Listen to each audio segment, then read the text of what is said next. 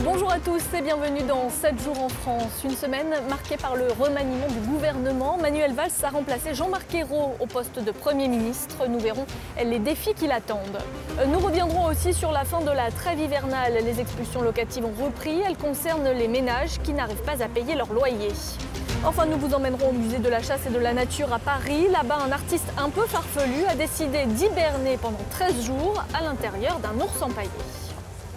Cette semaine, on ne parlait que de lui. Manuel Valls est le nouveau Premier ministre après la défaite des socialistes aux élections municipales. Il succède à Jean-Marc Ayrault ici à Matignon. Les défis qu'il devra relever sont nombreux. Il faut notamment redresser l'économie tout en améliorant le pouvoir d'achat des Français. Monsieur le Président de la République. Premier conseil des ministres de la nouvelle équipe Valls. Et il faut aller vite parce que qui dit gouvernement de combat dit bataille à remporter. Le cap a déjà été fixé par l'Élysée.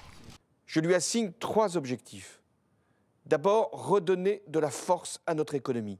La seconde mission que je lui assigne, c'est la justice sociale. Le gouvernement aura aussi à convaincre l'Europe que cette contribution de la France à la compétitivité, à la croissance, doit être prise en compte dans le respect de nos engagements. Des engagements et des objectifs difficiles à concilier car la marge de manœuvre du gouvernement est réduite. D'abord parce que Bruxelles veille au respect des promesses de réduction de déficit. Ensuite parce que dans les prochaines années, il y aura moins de rentrées fiscales pour l'État. François Hollande s'est engagé à baisser les impôts des particuliers et les charges salariales. Un pacte de solidarité qui vient s'ajouter au pacte de responsabilité qui vise à réduire de 30 milliards d'euros les charges des entreprises. Tout ça dans l'espoir de faire redémarrer l'emploi et relancer la compétitivité.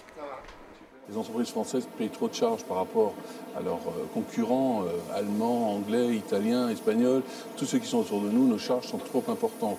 Si on veut se développer à l'international, il faut que l'on soit plus compétitif. Le gouvernement Valls devra aussi poursuivre d'autres réformes plus polémiques, comme l'évolution du statut de la famille ou encore la réforme de la justice. 2 dossiers très risqués politiquement. Sur ce terrain, Manuel Valls devrait donc avancer avec prudence.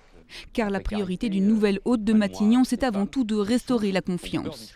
Et pour ce faire, il fait le choix de la continuité plutôt que de la rupture. Seules 2 nouvelles personnalités font leur entrée au gouvernement. Selon certains analystes, cette stratégie ne sera pas forcément payante. Il y a d'abord, à l'égard de telles opérations, une grande part de scepticisme. Et puis surtout, une forme de distance. Au fond, dès lors que des personnalités qui sont ministres, sont connues, ont déjà des expériences ministérielles assurées depuis longtemps, on a le sentiment, au fond, d'une vie politique qui se clôt sur elle-même. Sonné par le revers de la gauche au municipal, le chef de l'État veut en priorité restaurer l'autorité du gouvernement et rassembler les Français. Pour cela, il joue son joker politique, le ministre le plus populaire de l'ancien gouvernement Ayrault. Ce nouveau gouvernement dirigé par Manuel Valls est composé de 16 ministres, 8 hommes et 8 femmes. Les Verts n'en font plus partie. L'ancienne candidate à la présidentielle, Ségolène Royal, signe de son côté son grand retour au ministère de l'écologie.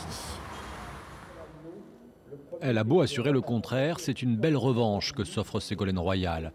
Après plusieurs années difficiles, politiquement et sentimentalement, Ségo, comme la surnomment ses supporters, fait son retour au gouvernement. Avec un super ministère de l'écologie, elle est numéro 3 dans la hiérarchie. J'étais heureuse aussi avant d'être au ministère, donc c'est pas du tout, j'ai rien demandé, j'ai rien exigé. Et donc si on me nomme à cette place-là, c'est parce qu'on pense que j'ai les compétences pour le faire et que je suis utile et que je rends service et que c'est comme ça que je conçois ma tâche. Pourtant, sa nomination a aussitôt fait réagir ses supporters comme ses détracteurs. Car elle va reformer un singulier couple politique avec François Hollande qui fut son compagnon pendant près de 30 ans. Lui sera cette fois dans le costume du chef de l'État, elle en ancienne candidate à la présidentielle. Lors de la campagne 2007, c'est Ségolène Royal qui attire la lumière. François Hollande n'est que premier secrétaire du PS. Officiellement, ils sont encore en couple, jamais mariés, mais parents de 4 enfants. Ici, la famille au temps des jours heureux. Comment on dit à maman? S'il te plaît. Ah bah oui.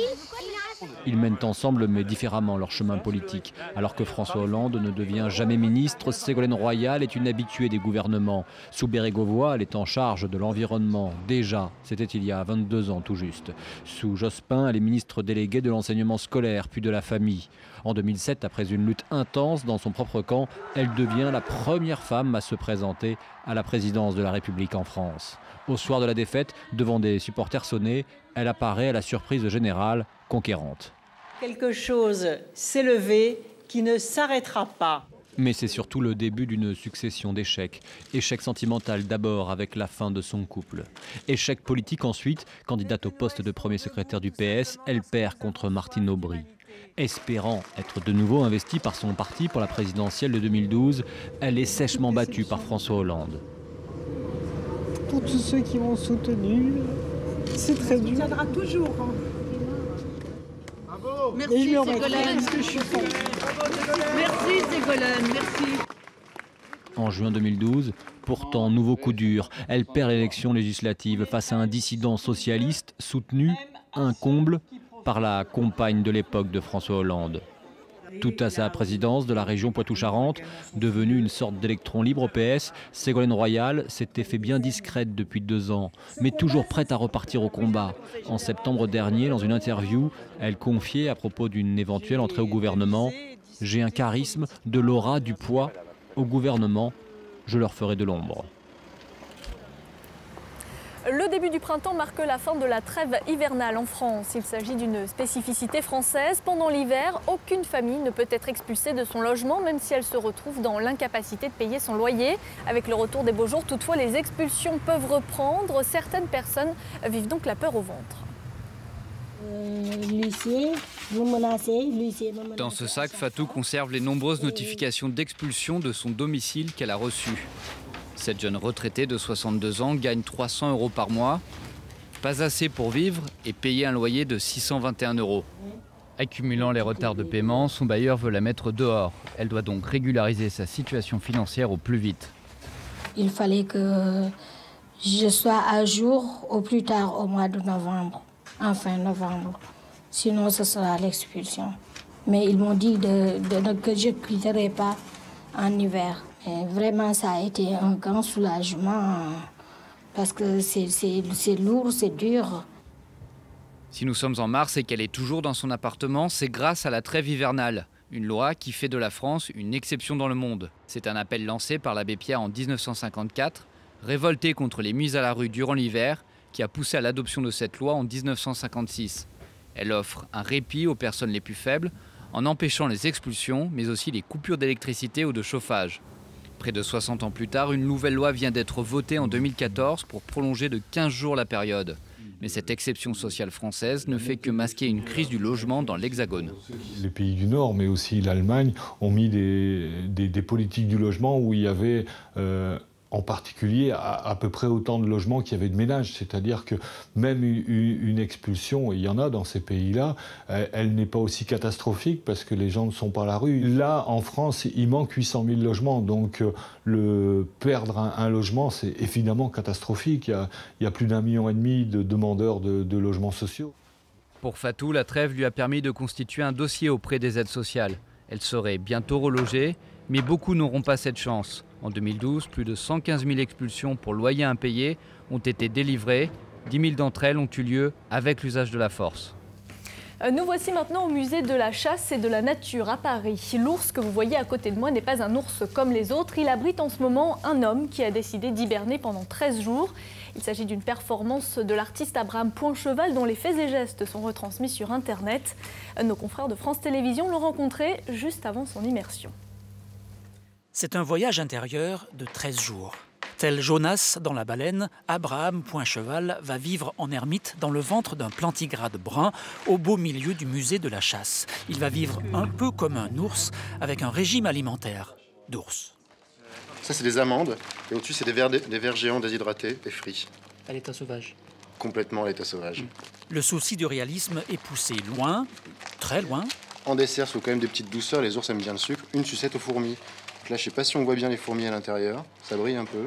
Il a prévu 30 litres d'eau et une douzaine de kits apéro pour une ambiance de fête. Le garde-manger est dans l'arrière-train, le confort ménager est globalement sommaire. Pour ce qui est des toilettes, enfin, ce qui est poubelle, tout ça, ça passe dans cette patte ici. La patte avant gauche. Trousse de premier secours au cas où il y a un problème avec l'ours, non? Ouais, voilà. C'est-à-dire soit il met bouillante ou s'il décide de me blesser, si je me coupe, tout ça. Artiste solitaire, Abraham Poincheval a déjà à son tableau de chasse un séjour d'une semaine assis dans un trou à Marseille. L'an dernier, il en était ressorti éprouvé. Cette fois-ci, il part pour 13 jours.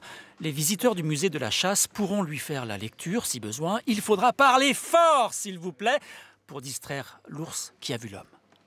Déjà, c'est dans un musée, c'est un ours qui entre dans un musée, un ours qui est habité par un homme. Alors voilà, on peut se rappeler en littérature Ulysse qui rentre dans la ville de Troie dans un cheval en bois. Et puis c'est aussi une relation à l'animal, comment ça fonctionne, voilà, cet animal et moi, qu'est-ce qu'on va vivre tous les deux, quoi. Constamment caché, mais visible 24 heures sur 24 sur Internet. Le voyageur immobile ne s'ennuiera pas, a priori. À la fois, on ne bouge pas, mais en même temps, on voyage beaucoup. Donc ça, c'est une chose étrange. Et finalement, c'est comme dans les avions aujourd'hui. Vivre dans un ours, pourquoi faire, finalement? Réfléchir, chercher des réponses sans question dans une constellation de grands ours. Et c'est la fin de ce numéro de 7 jours en France. Merci à vous de l'avoir suivi. Vous pouvez retrouver l'émission sur notre site internet france24.com. À très bientôt.